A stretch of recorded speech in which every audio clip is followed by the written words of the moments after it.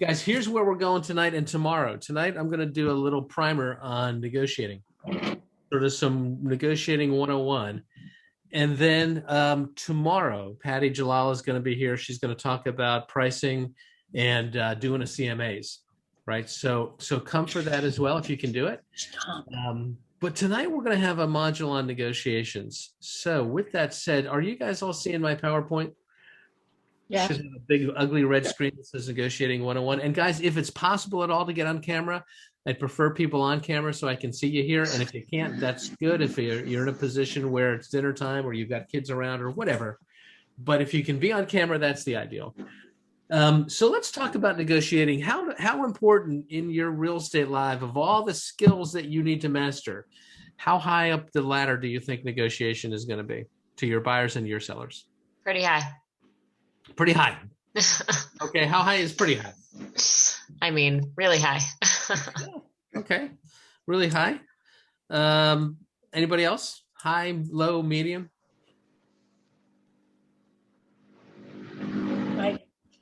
I would say medium, just because it depends on the situation, right? Here's the funny thing. I want to share with you some real statistics here. If you look at the screen, I am going to, whoops, they went too fast. Here's some numbers that show what buyers and sellers rank. What's the most important thing they're looking for? And I'm getting some odd feedback on my end. I hope that's not happening on yours. But if you look, this is what buyers want most. Now, this is actually from a 2019 NAR study. And the numbers haven't changed much for 20 and 21. What buyers want more than anything else is help me find the right home, right? Help me find the right home. 52% say that that's the primary thing. Now, to qualify these studies, just to give you some context, that's not to say that only 52% of the buyers felt that helping you find the right home with them is an important thing. The question was framed as if you could only pick one thing that your agent did for you. What is it that's the most important? And what happens then is number two is negotiate the terms of the sale. And number three is negotiate the price of the sale. It's always interesting to me that as long as NAR has been doing this survey, getting the buyers the house on their terms is just slightly more important than getting it at the right price. Terms trump price every single time, not by much, but by a little bit. But if you look at the rank order of how important that is, if you could only pick one thing, only 11 or 12% of the people pick negotiations. Let's look at the seller side. What's the most important thing? Well, I don't know how well you can see this. It's a little bit small. Help me market the home to potential buyers is the number one answer. Help sell the home within a specific time frame is right there as the number two answer. Right behind it, help price the home competitively. Here's the thing that I'll tell you. We have to be really strong negotiators to be effective at what we do. We do. If we're not strong in our negotiation skills, we're not going to get the best outcomes for our clients. And yet, interestingly, though, what this data seems to say to me is it's important, but they don't think it's the most important thing. I think a lot of times clients believe that they can handle negotiations on their own. They'll tell you what they want and how they want it, that they can get an attorney to help with negotiations. They don't always believe that they need us to help them get the outcomes that they want. But the truth is, we have to be strong negotiators to help. Remember my real estate teacher. Oh, let me just get that mute going there. We got a little background noise.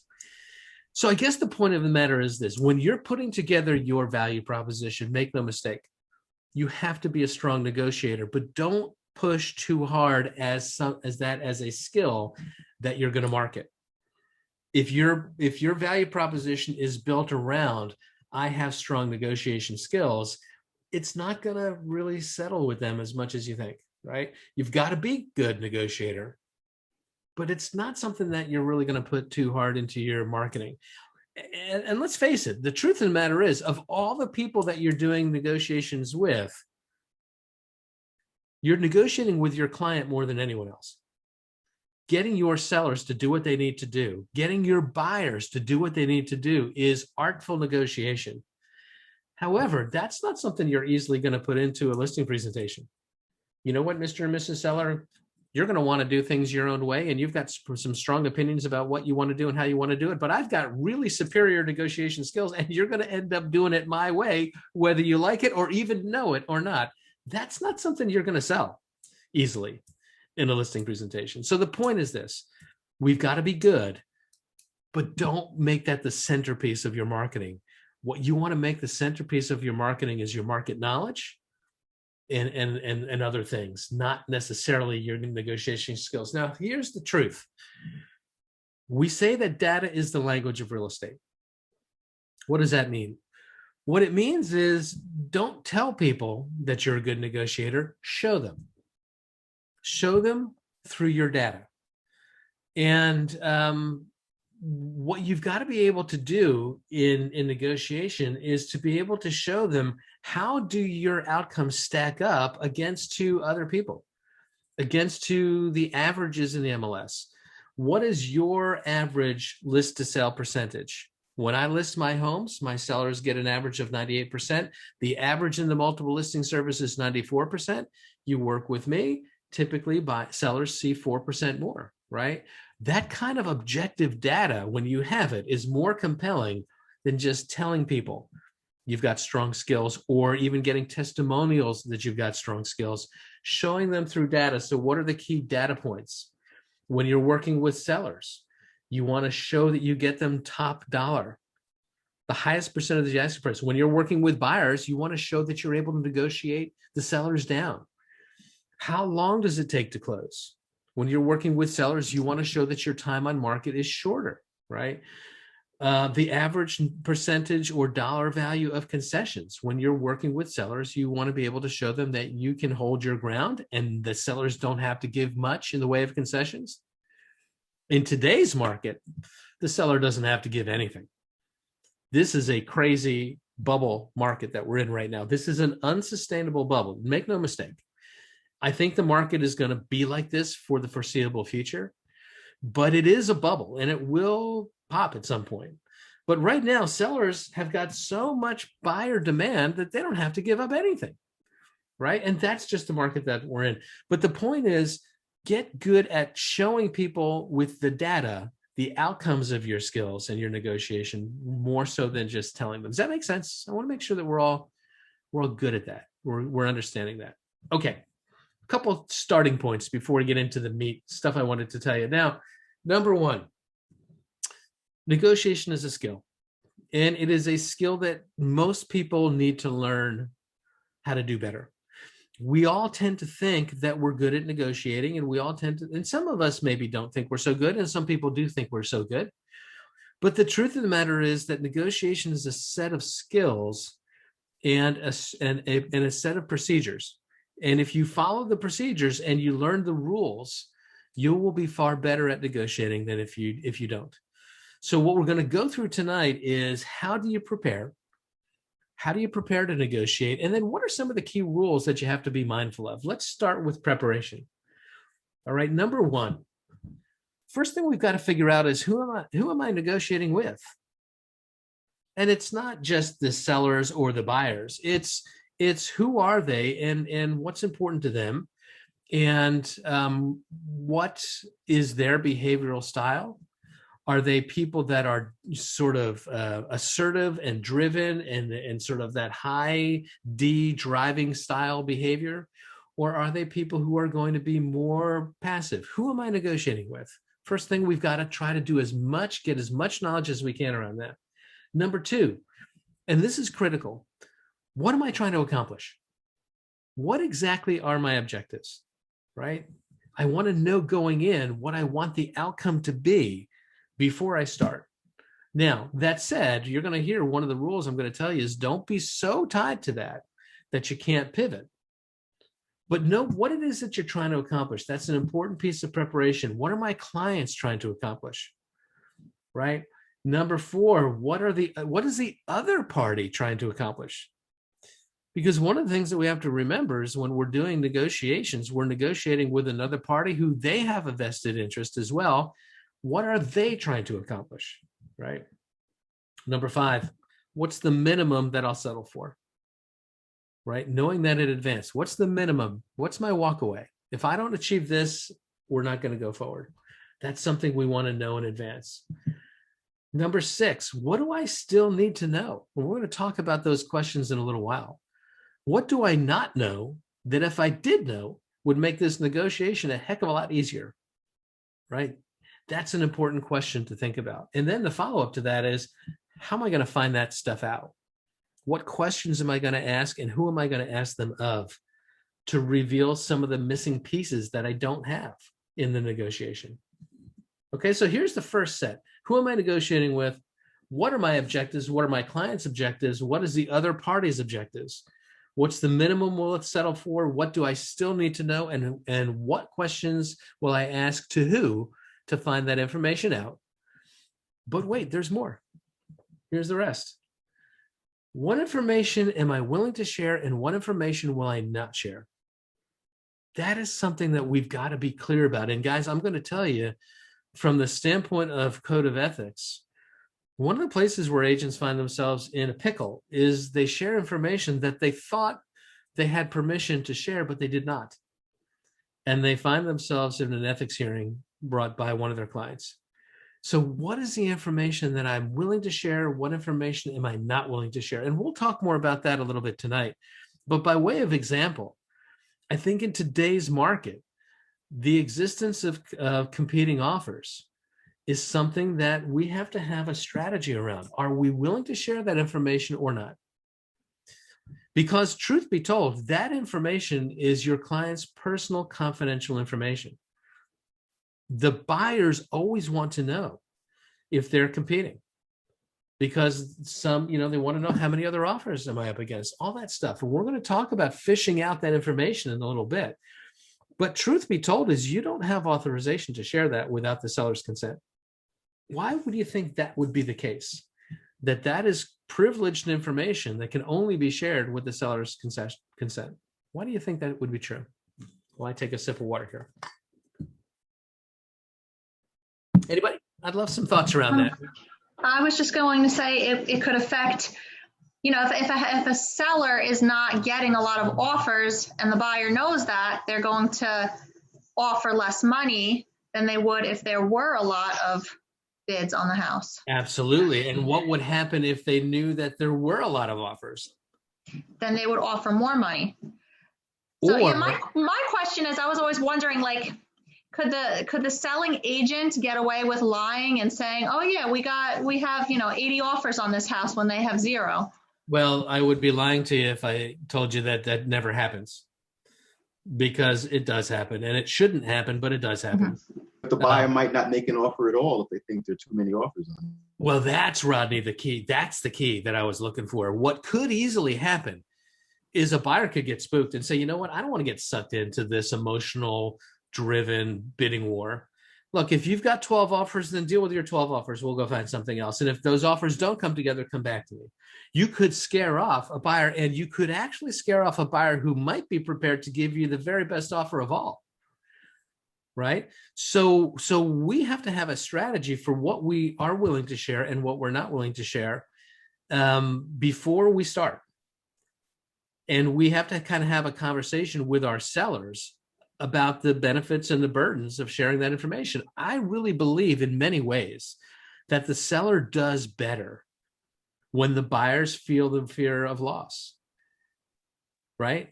What we know is if we're doing a great job with marketing, we're creating excitement about this house, it's becoming very desirable, it's staged well, it's priced well. And when buyers fear that they're going to lose it to someone else, they come faster and they come stronger, and that usually ends better for the seller. However, you could scare somebody off. So just know, what information am I willing to share? What information am I not willing to share? And guys, as agents, just be mindful, zip your lips. We say too much. We say too much. And you can use that to your advantage when you ask the other agent to give you some information, because agents say too much. I have heard a million times, maybe not a million times, but I've heard more times than I care to acknowledge, that I watch agents sometimes in a team meeting, in an office meeting, when they're announcing a new listing that's coming on. And here's how the conversation sounds. You know what? I've got this new listing coming on, 13 Chestnut Street. We're going to bring it on next week. It's 4 bedrooms, 2.5 baths. The asking price is $499,000. I know. That's too high.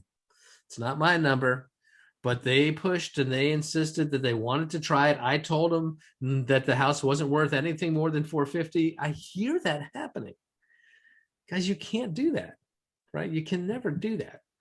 I also hear happening things like, you know what, just bring me an offer, right? Just bring me an offer and I'll make something work. Bring me an offer. They're getting divorced. They've got to get this house sold. We cannot disclose that kind of powerful information, right? So be mindful of what you're going to share, what you're not going to share. The next thing in terms of preparation is what could get in the way? What obstacles could blow this deal up? We'll talk a little bit later about saboteurs, right? Somebody who could sabotage things.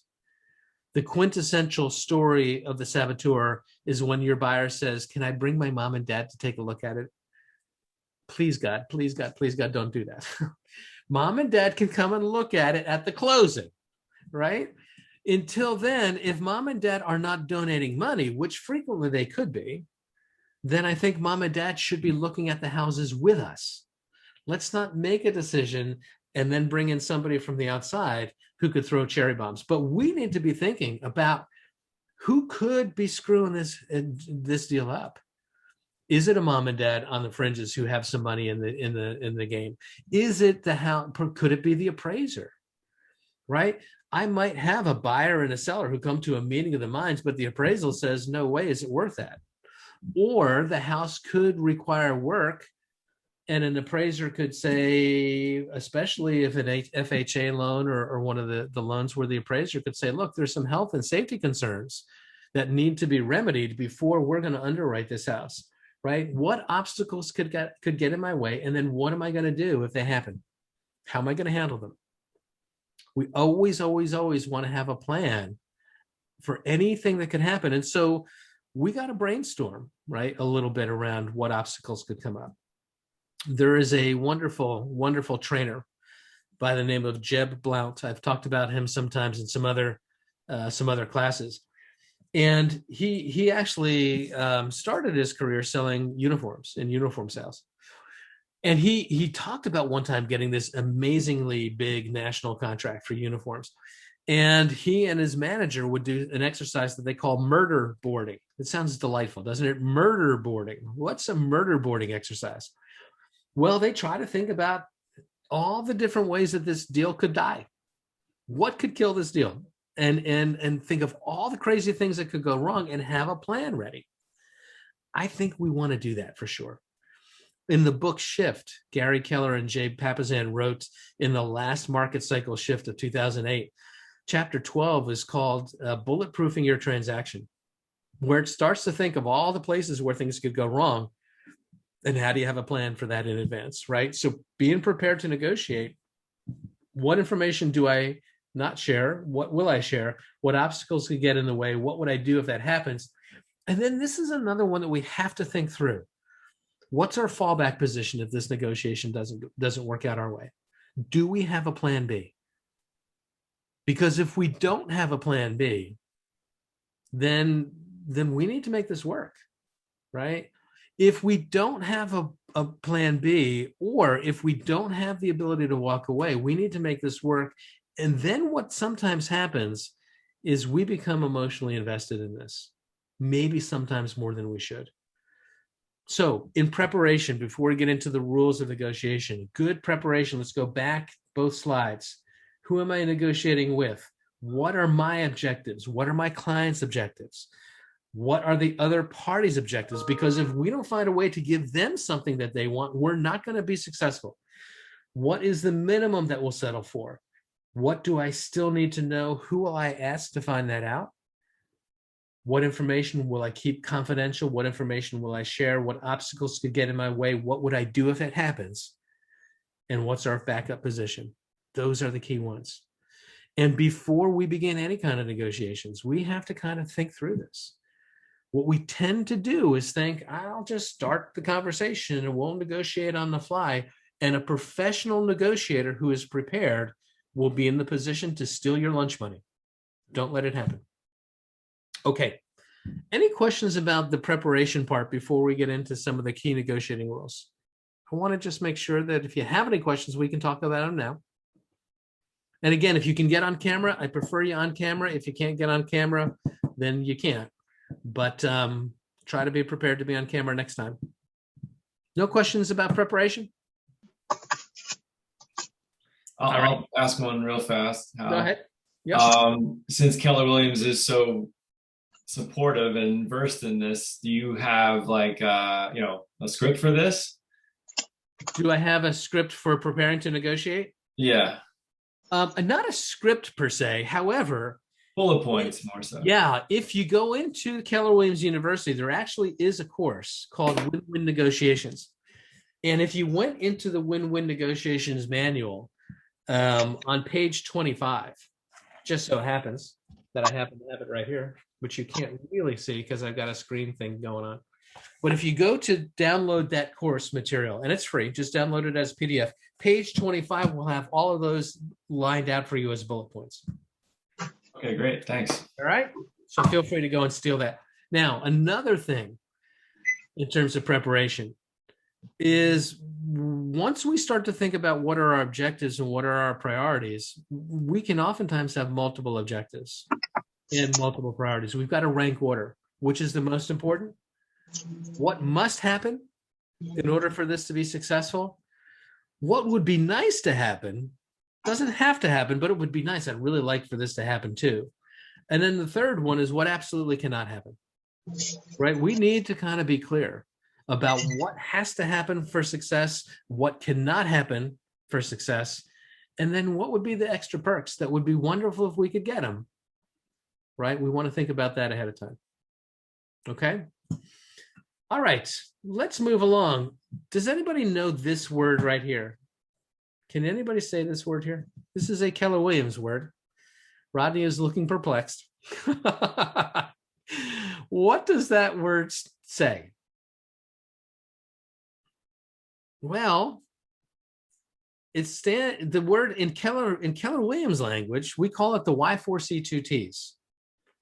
Now, what the heck is that? It's actually sort of our value system, our belief system, Y4C2Ts. And the W, which is this part is the Y, and then you have 4 C's and 2 T's. And actually, to be fair, last year, we added another letter to our value system. Does anybody know what that last letter is? At the very end of this is an E, and it stands for equality, equity for all. As part of what our company made a very, very public stand in the wake of all that went on with the unrest in the George Floyd situation back in May of last year, Keller Williams made a very public statement about saying, look, we're a company that wants to make sure that we do things to create equality for folks in society. And we've added now the E on the end of this. I don't have it on this slide, but it's equity for all people is the last part of our value system. But the W is where I'm going tonight. The W stands for win-win or no deal. This has to be a win for everybody or we're not interested. Now, we're not always taught to negotiate that way. You know, a lot of people are taught that negotiation is a win-lose, zero-sum game. I win and you lose, and that's how this goes. But that doesn't work well in real estate transactions. Why do you think? If we can't get a win for everybody, it's not going to work well in a real estate deal. Why do you think that's the truth? Because somebody's going to be unhappy. Well, people can be unhappy. And what happens if you're unhappy in a real estate transaction? Bad You can business. sue. Well, it's not going to close. That's the thing. It's just not going to close. If somebody else thinks they're screwed, this deal is not going to get to the closing table. And at the end of the day, if we don't get this thing closed, nobody achieves. So if you want an example of how not to negotiate, if you want to see an example of win-lose negotiations, the easiest thing to do is just get in your car, get on the turnpike, take it down to 95 South, keep going until you get to the Beltway, and stop until when you get to the Capitol building. And then you can go into the Congress or the Senate chamber, and you can see examples of the most pitiful negotiations that we see in society today. and I shouldn't get political, but I'm gonna here. I'm not picking a side, but we have become so polarized in I win and you have to lose that nothing gets done. Nothing gets done. That doesn't happen in real estate because the deal will not get to the closing table unless we find a way that everybody feels like they're getting something good. I want my client to feel like they're getting a little bit more, but we've got to find a win for everybody. And that means we've got to find out what matters to the other party. Here's what you learn. And I'm taking this from who I believe is one of the expert negotiators of all time. This guy by the name of Chris Voss. If you've been on some of my other classes, you've heard me talk about Chris before. Former FBI hostage negotiator, the lead kidnap hostage negotiator for the FBI for over a decade. If you got snatched up in Jakarta and someone was holding you hostage, it was Chris and his team that were going to try to negotiate your release. I think the guy knows some things about negotiating. In fact, his book, which I highly recommend, which is called Never Split the Difference, Negotiate as if your life depends on it. It has become really one of the must reads in negotiations. He teaches at Harvard Business School now. He owns his own consulting company, is considered by far one of the strongest negotiators in the world. And here's what Chris says. Compromise is not always the best solution. And in his book, when you think about splitting the difference, here's what tends to happen in negotiations. I want A, you want B. We can't come to an agreement. That lack of agreement is causing tension. And to make the tension go away, we'll just agree to compromise and split the difference. And negotiating is about finding a win for all parties. Compromise is really more about finding a mutually acceptable loss. I'm going to bleed a little bit. You're going to bleed a little bit. Nobody's going to bleed to death. Everybody loses a little bit, but we can deal with it. That's compromise. And what Chris says when you're negotiating is that that's not always the best solution. Compromise isn't always the best solution. If you are in the role that he found himself in many times, where you've got a bad guy who's got hostages, and there's 6 people held in the bank vault, and the FBI has surrounded the bank, and it's a no-win situation, you can't compromise. You've got to get everybody out. You can't say to the bad guy, look, I know you got 6 people in there, but if you send 3 of them out, we'll be good. Just pick any 3. We're okay. No, you can't do that. You've got to get everybody out. And so one of the things that we have to think about is what great negotiations is about is creating a bigger universe of options so that you can create more opportunity for people to get what they want and not less. Compromise is about finding a mutual acceptable loss. Negotiation is about finding creative ways where we can expand the possibilities, right? So just be open to that idea. We're going to get into some of the rules now, but compromise isn't always the best thing. Here's negotiation rule number 1 that I want to talk about. Be committed to the process, but do not be emotionally attached to the outcome. I want my client to succeed here. I am going to be committed to doing everything that I can in my negotiating skills to get the outcome that we all desire, but I'm not emotionally attached to it. Now, I got to tell you, we are in a commission-based business where I don't get paid and you don't get paid unless we get this puppy to the closing table. And there's times, I don't know about you, but you know what? I blame my mother for this. She had me get started on a very unfortunate habit when I was very little. She fed me and I started to want to eat. And so as a result, I want to eat every single day. And now sometimes I need that commission check to close because I don't have the money to go shopping. When you are in a position where you need the commission check to happen, and I hope that there's nobody whose dinner tonight is at stake, but you get my point. When we need this closing to happen because I've got bills to pay, then suddenly we're emotionally attached. And here's something that we learn about emotional attachments when it comes to negotiations. Whoever has the most to lose will always lose. You can take it to the bank. Whoever has the most to lose will always lose. Anybody have any ideas as to why that's true? And it is true. You can absolutely take it to the bank. Anybody have some guesses? I have a guess. Go ahead. Guess away. If you have a lot to lose, then maybe you're more emotionally attached. And then when you're emotionally attached to something, maybe you don't think logically about how to obtain the thing. And so when you stop thinking logically, then you might not, get to the closing table. Yeah, Annie, you are spot on. Somebody, let's give her some jazz hand love on Zoom here, right? Because she hit it out of the park. That's it. Here's the way the human brain works. And guys, we tend to, in all of our negotiations, there's one thing that we have in common usually. We're almost always negotiating with human beings. Now, sometimes we're not. I have a couple crazy cats that sometimes I have to try to negotiate with, and all the rules change. But when you're negotiating with human beings, here's how the human brain is structured. We are built, hardwired, that when we are emotionally charged up, any heightened emotional state shuts down our ability to be rational. It's part of the fight or flight response. It's part of the autonomic nervous system that when we're in a dangerous situation, that we don't overthink it, right? If I see a tiger coming at me, this goes back to prehistoric times and it's the same today. If I see a tiger coming at me, I can't start to overthink that moment. Oh, look at that cat. That's a very big cat. I mean, and he's really pretty, but my goodness, he doesn't look happy. I wonder why he's having such a bad day. If I overthink that moment in the fight or flight moment, I am going to get eaten. And so what evolution has done is it's put us in a position that when we are in an emotionally heightened state, our logic brain shuts down and doesn't allow us to overthink. I just have to take an action. And it's not just fear that does that. Fight or flight has to do with fear states, but there's lots of emotional states that can cause people to make bad decisions, right?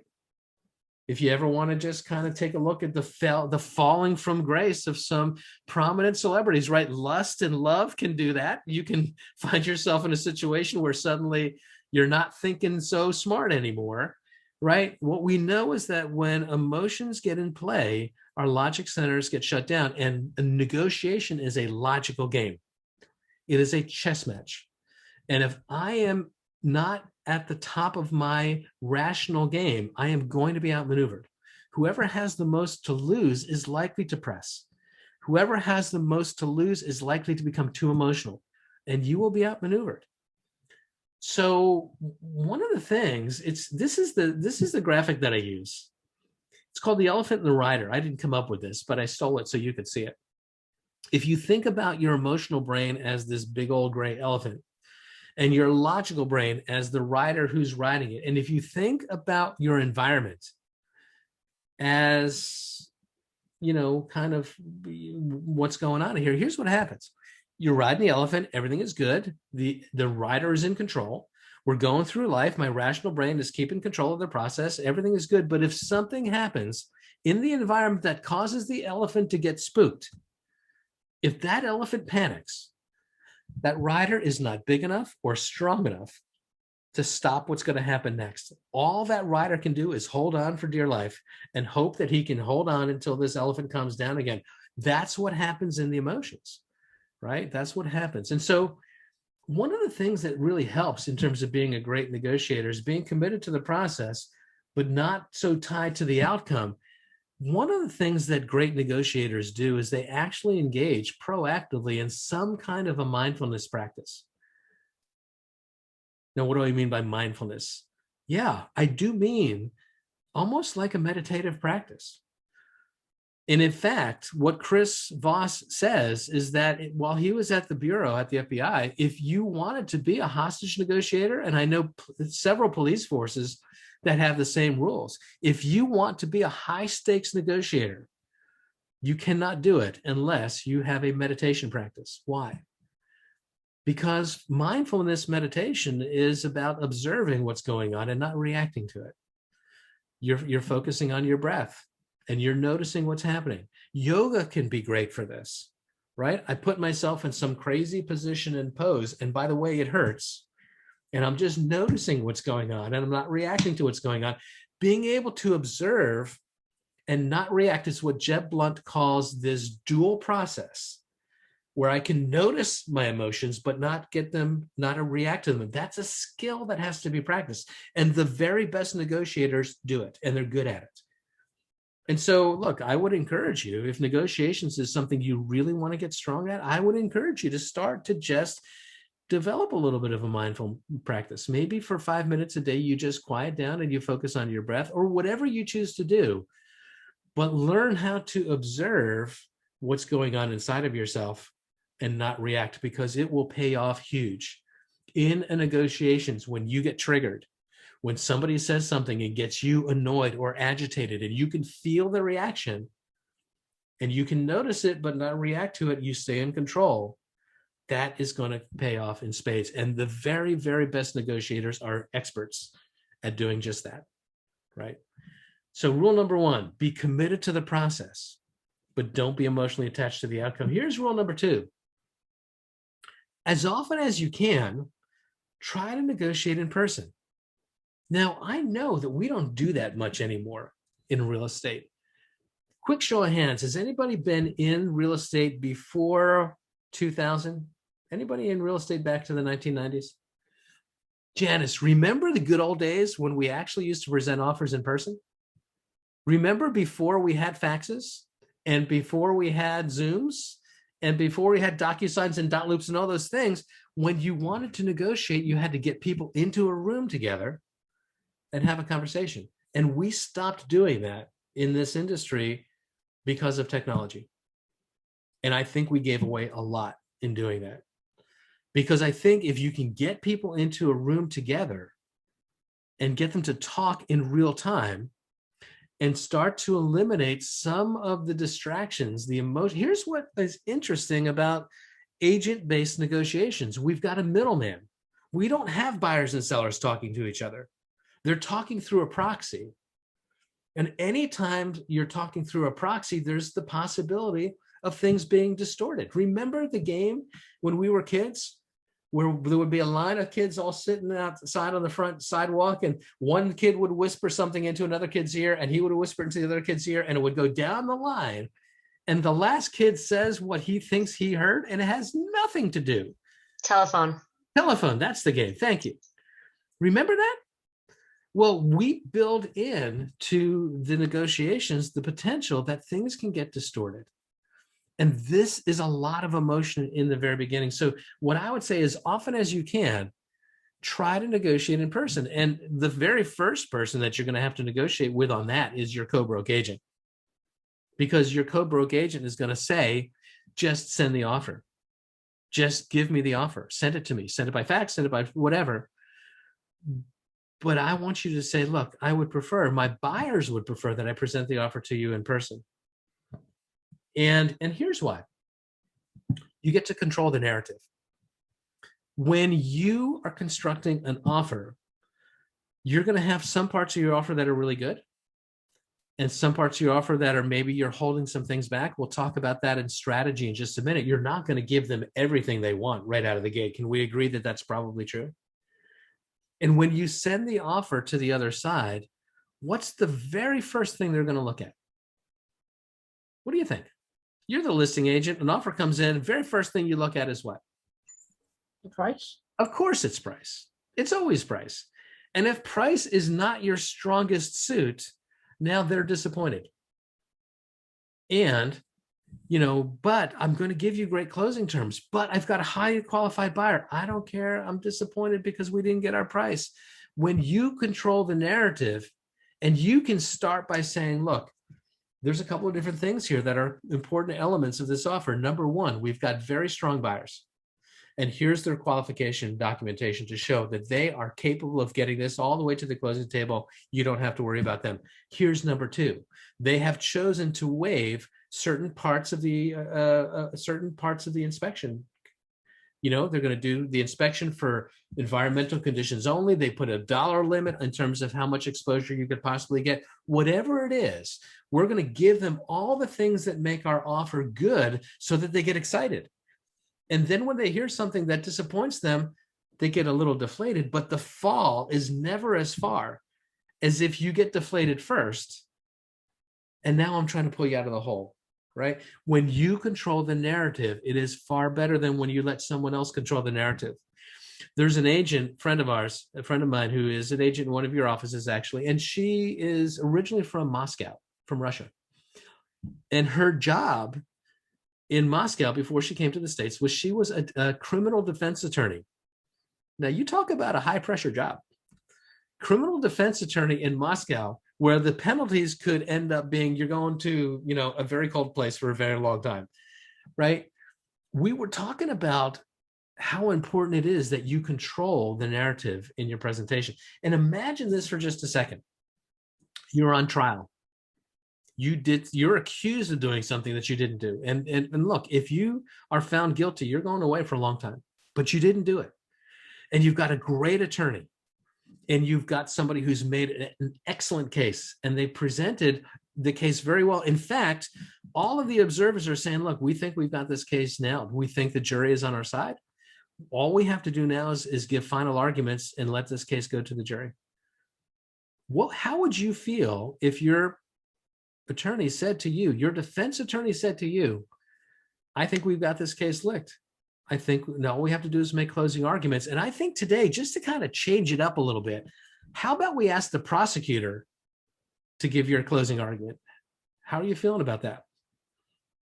Not so good. Why? Because the prosecutor's trying to put me away. Well, guys, here's the deal. We are fiduciaries. There's only one person on the planet who's legally obligated to negotiate against our interests, and that's the listing agent. And the moment we take our carefully constructed offer and say, okay, listing agent, I'm going to let you present it, we are vulnerable. We're really vulnerable. And so as often as you can, I'm going to ask you to, at minimum, try to present it in person. I know that people don't want to do that so much anymore, because then I got to take a shower and then I got to get dressed. And I've been sitting in front of my Zoom camera all day. And what people don't realize is that I've got shorts and flip-flops on right now. And now I have to go look presentable. Too much work. Just send me the thing. Right? I know that that's what happens.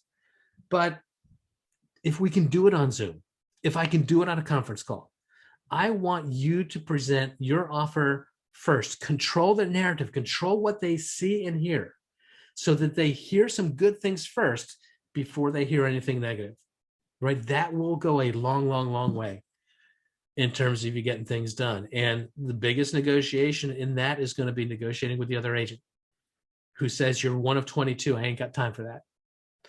Well, you can sometimes talk to your buyers about making that a condition. My buyers want to submit an offer, but the condition of submitting the offer is that it be presented in person. I don't know that I'd recommend that in this market with all the competition that's out there, but in a more normal market, sometimes that's a piece of leverage that you can use, right? But number one, control the narrative. There's this rule in communication that we call the Moravian rule. And here's what it says. 7% of communication is the words, only 7%.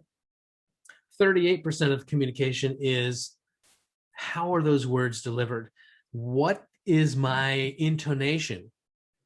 Because you can say things in a pretty snarky way sometimes, and the words are all the same, but the way it sounds causes people to have a reaction, right? 55% of communication is just body language and nonverbals, and what's the vibe that I'm giving off? And the moment we lose the ability to control the nonverbals, the moment we lose the ability to control the way that those words are being delivered, we become vulnerable, right? So try to control that. Lean into behavioral styles. Know who is a high driver who just needs to get to the bottom line. Who is somebody who's a detail person who needs to know all the particulars about what type of financing, exactly how long are you needing for this contingency to be met? Who are your relational people who want to learn a little bit about who your buyers are? Now be careful, right? That's become a challenge today, right? Those letters, those client love letters that we wrote for years and years and years and attached them to our offers, so they can learn a little bit about who our buyers are. Those are really highly problematic when you think about it. Because what they do is they ask a seller to make a decision about which offer they choose and which offer they reject based on something other than the contractual terms. And that's ripe for fair housing discrimination.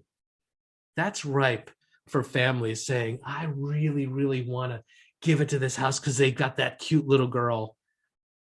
Or in the worst egregious cases, I'm not selling it to that person. I promised my neighbors we'd have nobody. We don't have any star belly sneetches moving into this neighborhood. No, no, no. These are the no star sneetch neighborhoods, right? To quote Dr. Seuss.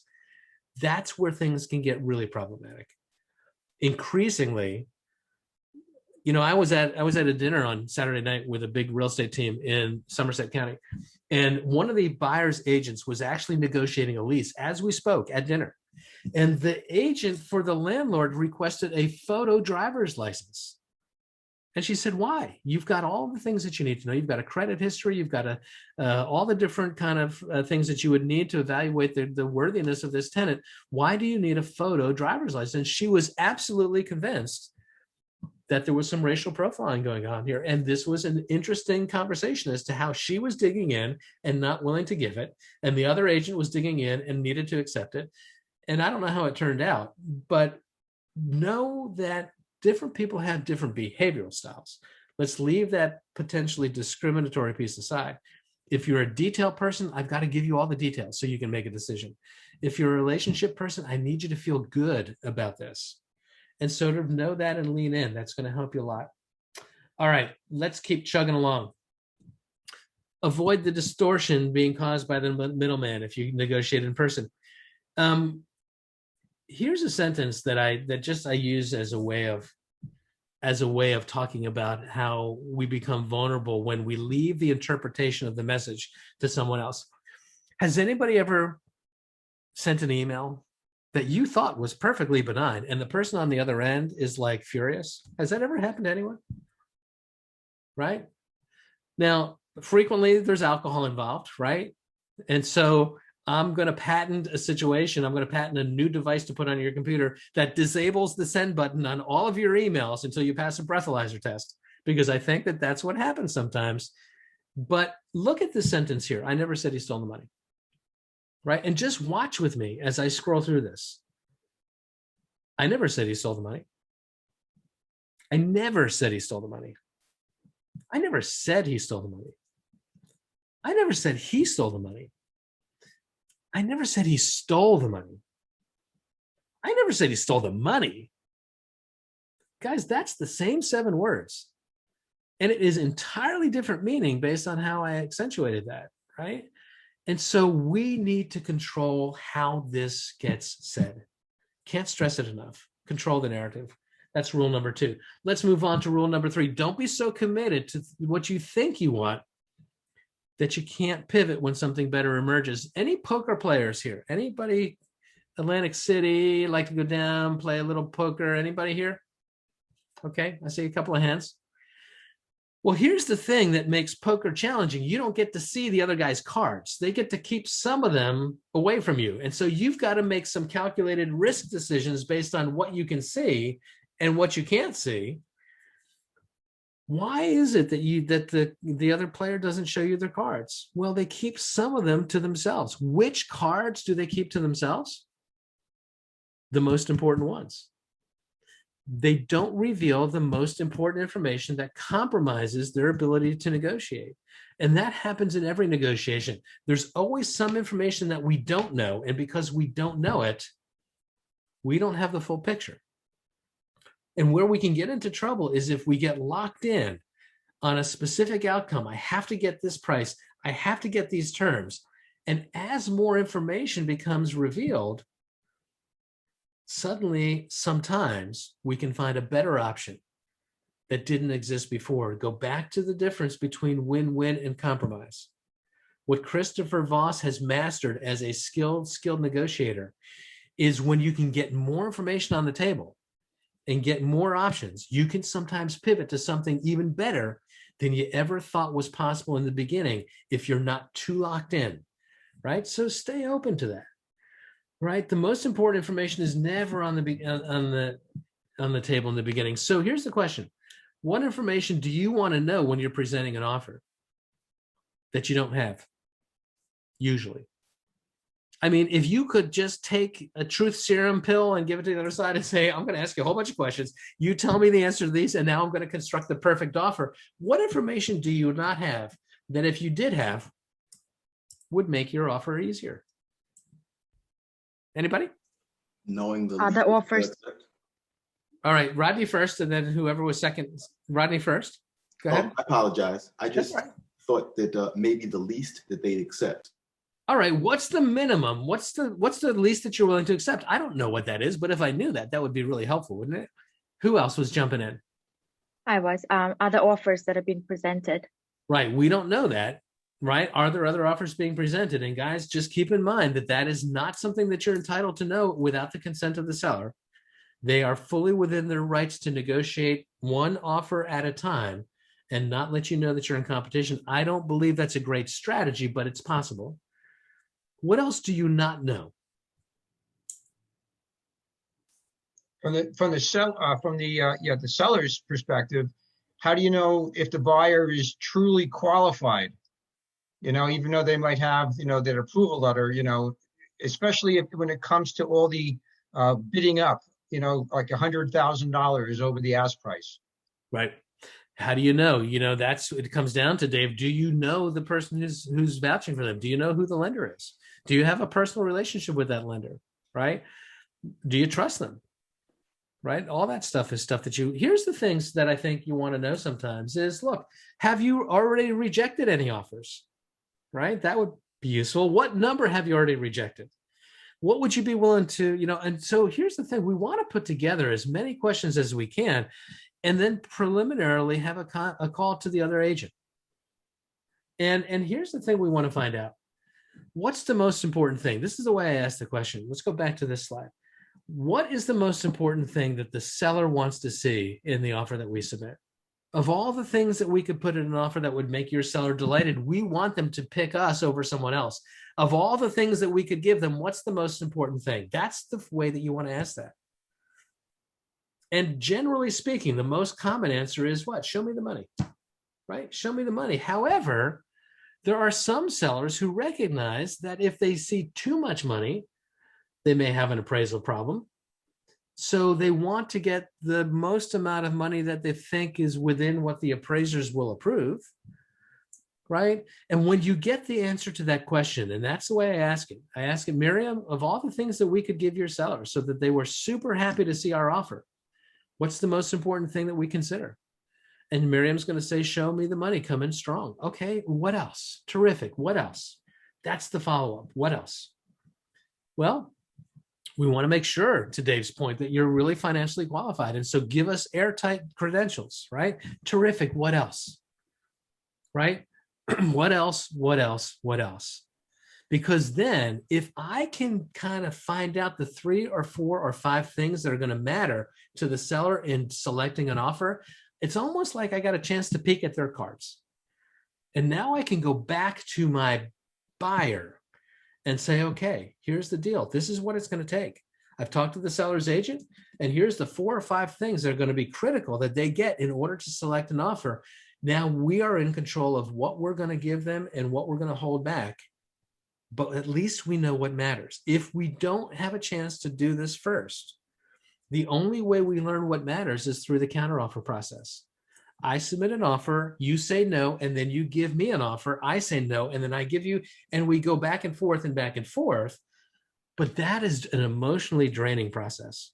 If we can do it easier by finding out what matters first and giving them some of what they want, but not all of what they want, we're going to have a better chance. Now, let's talk about the loyalty issue in that. It's easy for your buyers to say, wait a second, Hal, whose side are you on? Are you negotiating for them or are you negotiating for me? Remember, this is win-win negotiations.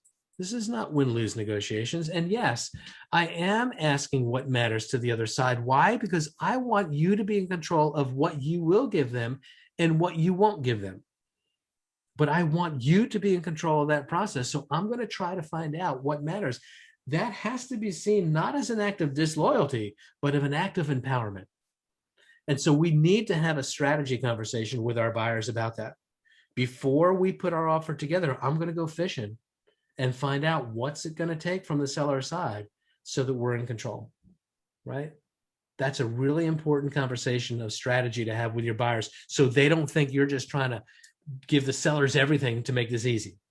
No, I'm giving you control of what you will and what you won't. And so here's rule number 4. Don't ever give away anything without getting something back that you want. That's why we need to find out what is the list of things that are going to be in play, that are going to be parts of this decision. I'm going to give some of them to you in the beginning so that you feel good about our offer, but I'm going to hold some of them back because I might still need to do more negotiation once our offer has been accepted. What else might I have to negotiate? Well, I might have to negotiate inspection issues. You know what? Came back. We've got this problem. The buyers want you to fix some other, who knows what, the hot water heaters doesn't work or whatever it is. I'll tell you what. You know what? Well, let's go the other way. Let's think about the sellers. From the buyer's perspective, we've given them a good closing terms. We've given them strong credentials. We haven't given them the full price. Now, in today's market, in multiple bids, if you're not going full price, you don't win. Just understand, this is negotiation strategies. Our market is very unique right now. You may have to go 30 or 40% above the asking price to get it done. That is where we are today. And just understand. That said, in a normal market, what I may say to a seller who says, look, we don't want to give much up on our price, then, okay, in order for me to come up on the price, what can we get in return? And again, today's market, sellers don't have to give you anything. In a normalized market, you can sometimes negotiate other things. Like, I'll give you an example. I negotiated a deal for a client of mine not too long ago. And we thought that we had some flexibility. I asked the seller's agent what was the most important thing. And you know what they said? It wasn't price. It was close on time, because they're building a new house and they don't want to have 2 houses. And so what's more important than anything else, the agent said, was make sure that you're rock solid and you can close on time, and this can't get delayed, because if it gets delayed and we have to carry 2 mortgages, there's going to be a problem. And so we gave them as much strength as we could to show that we were going to do everything we could to close on time. And you know what the feedback was in the counteroffer? I don't want to come down on my price. And we're like, that's not what we expected. So in order to get the deal done, we had to give them something else. But in order for us to get that, my question to the listing agent is, what are you going to give us in return? And these were first-time buyers buying their very first house. This was a person who was building a new house. A lot of the furnishings that they had in the small house would not fit in the new house. And so in order to get a full price offer, we got furniture. And these were first-time buyers. They got a dining room set. They got flat screen TVs. They got a living room set. And that's what it took, because we weren't giving them what they wanted until we got something back. That is just a good rule of negotiation. Try to make sure that you keep some bargaining chips in play, right? Okay, 7 o'clock. If anybody has to jump off, you're not going to hurt my feelings. But I have one more rule here. Again, negotiation is not compromise, right? Never split the difference. Structure your best opening offer. We've got to give them something to get excited about. And be sure to hold back some high priority items. Always keep the process moving. This is rule number 5 and the last rule of the night. Always keep the discussion moving. Try to come to an agreement and as few counteroffer steps as possible. Right? Why? Because here's the thing. I think about this. Ooh, who's that ugly guy? I think about this emotional piggy bank of goodwill. This is what I call it. It's the piggy bank of goodwill. In the very beginning of every transaction, the buyers are happy, the sellers are happy, we're excited. And all of the goodwill that you need to get this all the way to the closing table is in that piggy bank. Every time there's a counteroffer, there's a little bit of a withdrawal. Every time there's a concession, there's a little bit of a withdrawal. If it takes us 12 back and forth steps to get to a meeting of the minds, we are so emotionally exhausted by that process that we don't have a whole lot of goodwill left to even get through a Turner review, much less inspections. So we want to present a strong offer, as strong as we can, to get people excited. So it only takes maybe 1 or 2 back and forths to get to an agreement. If we break the piggy bank, the deal ends. That's the thing about real estate deals. They don't all close. Here's a rookie mistake. Sometimes, and again, it's different in this market. It would be foolish right now as a buyer to try to negotiate a hard deal. Our job, and this is the conversation I was having with the team at dinner on Thursday night, our job is to redefine the game. Our job is to be a coach that helps our buyers understand that the win in this market is getting the house, not getting a deal. Forget about getting a deal. There are no deals right now. If you get the house, you won. And sometimes there's buyers who say, no, I want to do things differently. I know that there's multiple offers, but I want to come in $10,000 below the asking price just to try it out. Good luck with that. Good luck. Not going to get anywhere. In a more normalized market, what you're more likely to see is a negotiation strategy that says, let's drop a low anchor. Let's offer really low in the beginning and try to pull the buyers down off of their number to get them, because what do people typically want to do? They typically want to kind of sort of split the difference. And so it is a negotiation strategy in some worlds to say, start by giving 65% of what you want, pull the other side closer to you, and then split the difference till you settle. Well, that doesn't work in real estate. Why? Because if I give you 65% of the asking price, you know what happens? You're mad. Are you kidding me?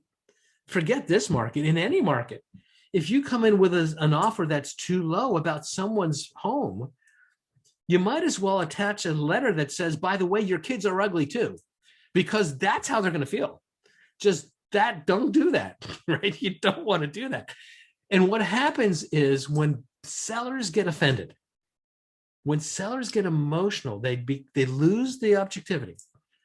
And it's easy sometimes for a seller to say, tell them to go fold it up into a triangle and put it where the sun don't shine. I'm not even going to answer that. I'm going to, you want a counter offer? Here's a counter offer, full price, get serious, and come back when you are. That happens. And there are some agents out there, when they get a lowball offer, that believe that negotiating with no counter offer is a sign of being strong. That is an amazingly rookie mistake. And here's why. It comes out of emotion. I allowed my emotions to get in the way, and I want to tell you to go to hell. And so here's how I'm going to do it. I'm going to tell you, I'm not even going to entertain your offer. Come back when you're serious. What have I done now? Now I've offended you. And so now we have two people negotiating out of emotion and not logical anymore. And you have totally lost control. The elephants are running wild now. What happens now is that's a response based on emotion, and it triggers an emotional response on the other side. And now all logical reasoning has left your negotiations. It is now totally unpredictable. This is what you learn from hostage negotiators.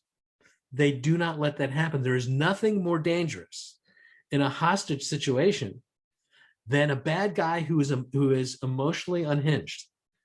What we need to do is to keep people logically engaged. And so what's better, even though you're offended, even though the offer is way too low and it's insulting, what's better is to just kind of keep your wits about you and say, you know what?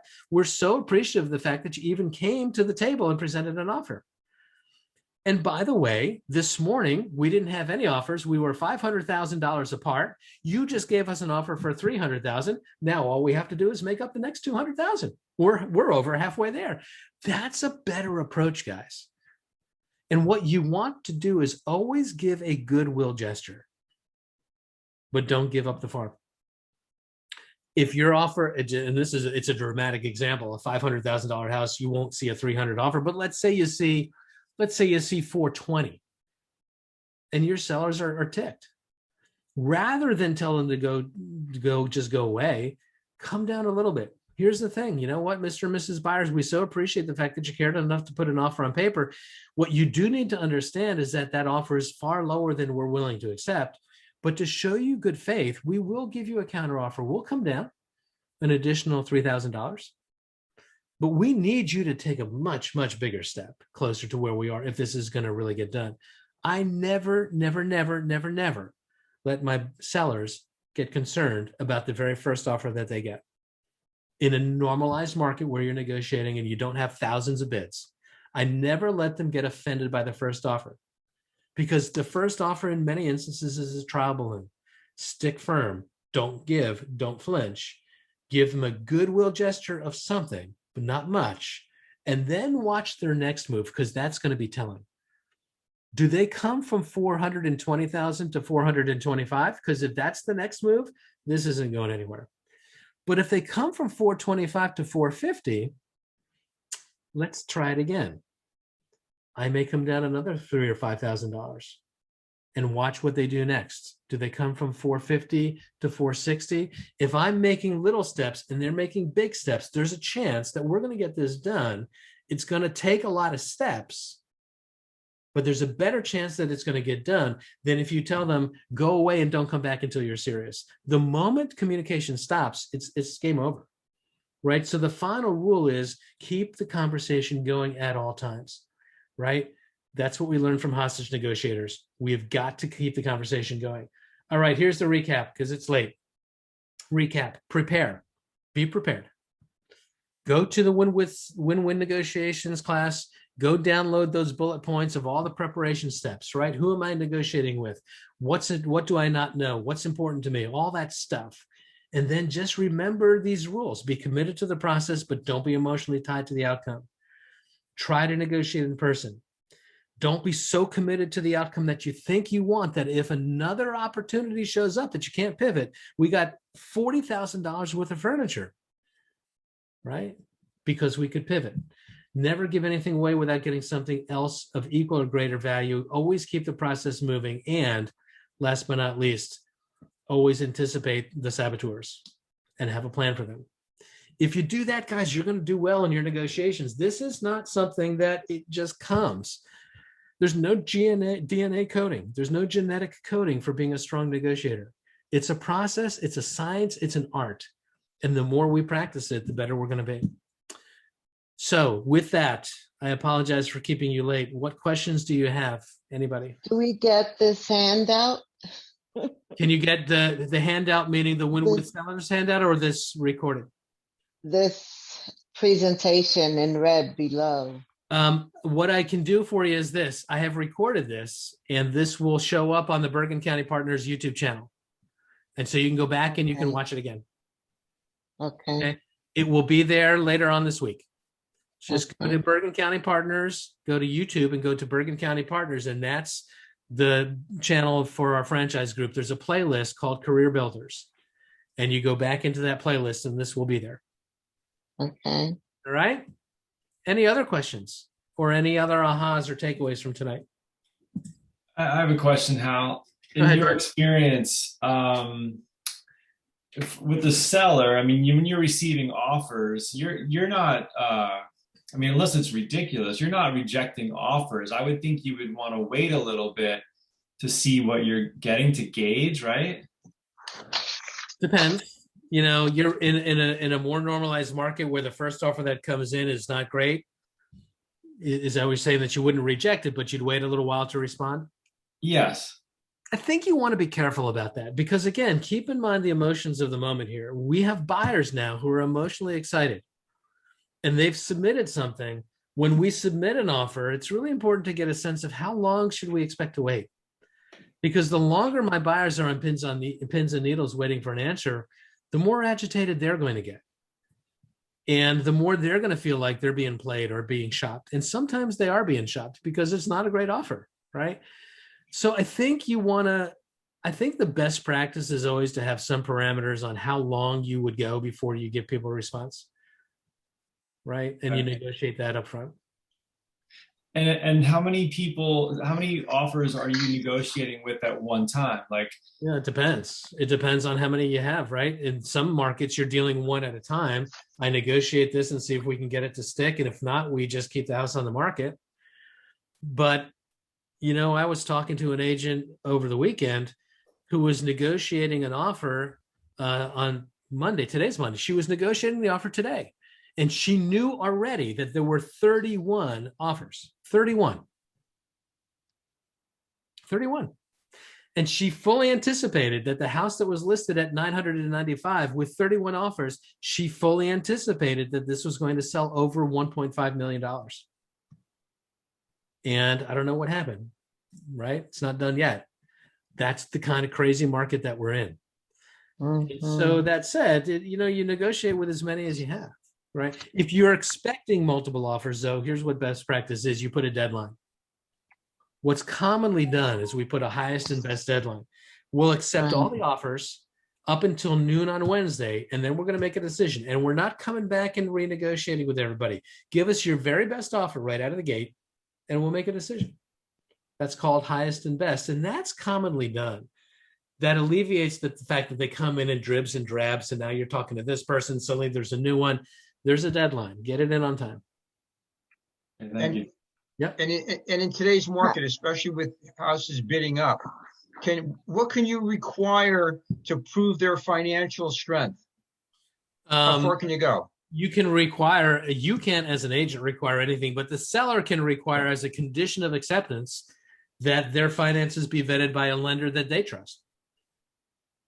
If you have a relationship with one of our in-house lenders and you know that you can take to the bank that what they say is good, your sellers can require that the lender of their choosing take a look at that person's finances. And you may get buyers that push back and say, hey, we've already got this pre-qualification letter or pre-approval letter from a lender that we're going to use. Fine, go ahead and use them. However, if you want us to accept your offer, we don't know who they are. And we don't have a relationship of trust with them. And so we want you to submit your finances to our approval. And if our guy says you can do it, then go use your guy. You can absolutely do that. And your lenders would be happy to provide that service for you. Any other questions? Yes, I have one. Go ahead. If you have a situation where the offer comes in higher than the appraisal, how do you generally salvage that? Let's start with what happens as a result, right? The contract price is the contract price. Right. The buyer does not automatically get to renegotiate the price just because the appraisal came in low any more than the seller can ask for more money if it comes in high. The contract price is the contract price. Now, here's what happens in real life. If I'm dependent on the bank to give me a percentage of the money, right, the bank is going to give us the percentage of the contract price or the appraised value, whichever is lower. That's the way it works. If I'm putting down 20% and the bank is lending me 80%, and I have a contract for $500,000, and the appraisal comes in at $500,000, then we're good. The bank is going to give me 80% of the $500,000. That's how much money I need from you. But if the bank says it's only worth $400,000, then the bank is going to give me 80% of that, which in this instance would be what, $320,000?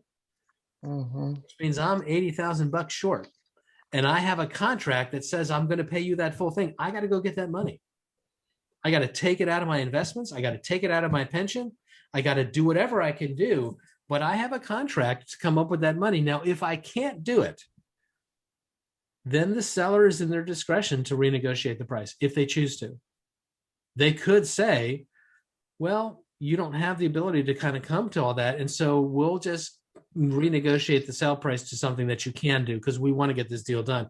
But the seller is just as able to say, I'm sorry it didn't work out for you.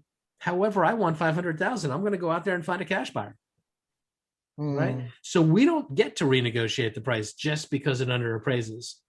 What we have to have a strategy now in the real world, frequently, to find a way to put these deals together. What typically does happen is we usually start to renegotiate, right? Because if it didn't appraise for this buyer, it's probably not going to appraise for the next guy either. And so usually cooler heads prevail and we do negotiate something different in practice, but there's no legal reason to do that. And our buyers need to be prepared that if the house under appraises, that they're prepared to come up and make up the difference. That's what you start to see now in a strong pre-approval letter from a lender. You'll see an approval letter that says the buyers are offering this price And as long as it approves above this number, they've got enough resources to make up any shortfall in appraisal. But it has to at least meet this number. Now, here's a strategy you might want to steal. Heard about this one last week from a really top agent. What she is requiring is that when she submits an offer, she's requiring as a condition of the offer that the house has to appraise for the seller's listing price at minimum. You, seller, decided that you wanted this. This is what your listing price is. And we're going to require that it has to at least appraise for what you're asking for. And if it doesn't, then we reserve the right to renegotiate the deal. It can be a two-way street. Again, just understand who's got the power in the market. Right now, the buyers don't have a lot of power. Right now, too many little tricky things like that attached to an offer is probably going to get your offer thrown out the window. But in a normal market where you're the only one negotiating, that could be a condition. We're going to offer you full price. However, it has to appraise for full price or we get to renegotiate. That could be a condition of your offer. Right? Good question. Hey, Hal? Yeah. Oh, sorry. Go Our ahead. houses are also appraising. The sellers are getting more for their houses than they would have in the past. Are the houses also appraising higher to reflect that? Here's what's kind of happening. Not always. That's the issue. Yeah, the answer is not always. Here's what happens. Right. What a lot of appraisers will do is recognize the fact that this is an emotionally unpredictable market, and the market is determined by the market, right? You had 30 different buyers, and this is the number that it got to. That is by definition market value. Now, what an appraiser is asked to do is justify it. And what a lot of times happens is if appraisers can get numbers that are kind of sort of in the neighborhood, they sign off on the contract price simply because of the dynamics of the market, that they know that this number is a gettable number, but not always. But not always. I'm just trying to think in the future, like if it does crash next year and all these houses that are selling for, 800,000 this year are now only worth 500,000 next year, doesn't that put all the banks in a bad position? It sure does. And so at some point, the banks are going to be under pressure to really rein in, right? We're in a market right now with hyperinflation. Guys, we are in a bubble, an unsustainable bubble. And I don't know, my crystal ball is broken. I can't tell you exactly what's going to happen. But here's what logic would tell you. At some point, buyers are going to say enough.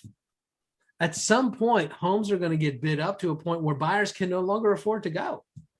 And at some point, there's going to be buyer resistance. And here's another problem that's out there, which has been brought on by COVID, is we have an economy that's trying to rebound here. And at some point, what's going to happen is all the COVID relief money is going to run out. At some point, all of the folks who took mortgage deferments are going to have to get caught back up again. And what's beginning to happen is there is this little shadow market that's beginning to show up of people who are suddenly, not that they couldn't afford it had the economy stayed good, but because of the disruption of the economy, they're suddenly finding that they can't afford the house that they're in any longer. And when that happens, historically, what happens is we have a correction, and homes go into short sales, and that brings the value back down again.